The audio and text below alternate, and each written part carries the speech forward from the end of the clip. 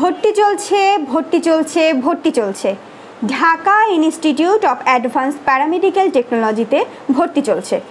স্বাস্থ্যসেবায় নিজেকে নিয়োজিত করতে ও দক্ষ প্রশিক্ষক হিসেবে নিজেকে তৈরি করতে আজই চলে আসুন Dhaka institute of advance paramedical টেকনোলজিতে।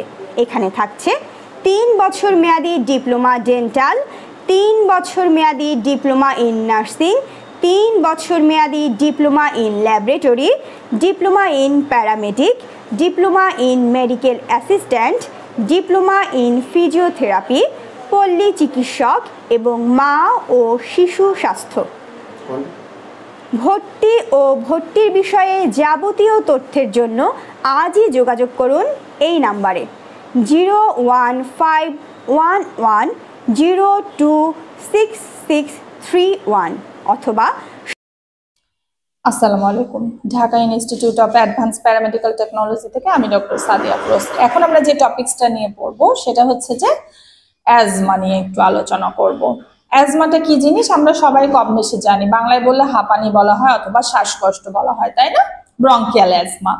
তো এই অ্যাজমাটা আসলে কি হয় আমরা বলি যে এটা হচ্ছে ক্রনিক ইনফ্লামেটরি ডিসঅর্ডার বা জটিল একটি রোগ, যেটা হচ্ছে আমাদের ফুসফুসে হচ্ছে বা ফুসফুসের ইনফেকশন। ওকে, তো আমরা তাহলে কি বললাম যে অ্যাজমা হচ্ছে শ্বাসকষ্ট যেটা আমার ফুসফুসে কোনো একটা ক্রনিক ইনফেকশনের জন্য হচ্ছে। এই গেল অ্যাজমা। আর যদি মেডিকেল সায়েন্স অনুযায়ী আমরা সংজ্ঞা বলতে যাই তাহলে কি বলবো? Asthma is a chronic inflammatory disorder of airway which is characterized by episodic reversible bronchospasm resulting from an exaggerated bronchoconstrict or response to various stimuli.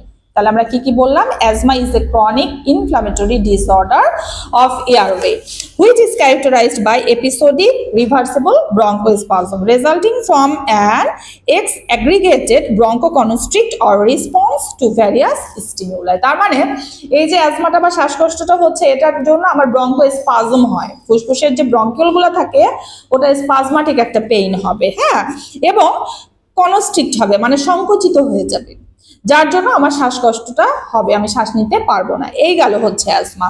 এখন অ্যাজমার কিন্তু ধরন আছে, এখানে যেটা বলছে যে অ্যাজমার ধরন হচ্ছে 2 রকম, একটা হচ্ছে এক্সট্রিনসিক অ্যাজমা আর একটা হচ্ছে ইন্ট্রিনসিক অ্যাজমা। এক্সট্রিনসিক অ্যাজমার ক্ষেত্রে বলছে যে এখানে আবার 3টা ধরন আছে, টাইপস আছে। কি কি? অ্যাটোপিক অ্যাজমা, আর একটা হচ্ছে অকুপেশনাল অ্যাজমা, আর একটা বলছে অ্যালার্জিক ব্রঙ্কোপালমোনারি অ্যাসপারগিলোসিস। ঠিক আছে, এই গেল 3টা টাইপস। তাহলে 3টা টাইপসের মধ্যে আমরা কি কি বললাম? একটা হচ্ছে অ্যাটোপিক অ্যাজমা, একটা হচ্ছে অকুপেশনাল অ্যাজমা, একটা হচ্ছে অ্যালার্জিক ব্রঙ্কোপালমোনারি অ্যাসপারগিলোসিস। বোঝা গেছে? আর ইন্ট্রিনসিক যেটা, সেটা কি কারণে হচ্ছে? সেটা হচ্ছে হয় কোল্ড, খুব বেশি এক্সারসাইজের জন্য হতে পারে, অ্যাসপিরিন গ্রহণ করেছে কেউ, এটা পালমোনারি ইনফেকশন, ভাইরাল ইনফেকশন আর কি, এটার জন্য হতে পারে। তারপর হচ্ছে সাইকোলজিক্যাল স্ট্রেস থাকতে পারে, যেমন মানসিক দুশ্চিন্তা থাকলেও কিন্তু অ্যাজমা হতে পারে বা শ্বাসকষ্ট বাড়তে পারে। এই গেল হচ্ছে আমাদের অ্যাজমার ক্লাসিফিকেশন বা টাইপস যেটা বললাম। এখন চলে যায় কিছু কমন সিমটম দেখা যায় অ্যাজমা রোগীদের। কি কি?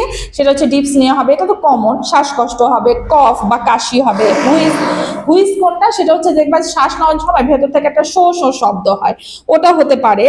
আর চেস্ট টাইটনেস, বুকটা কিন্তু টাইট লাগবে, হ্যাঁ, এটা।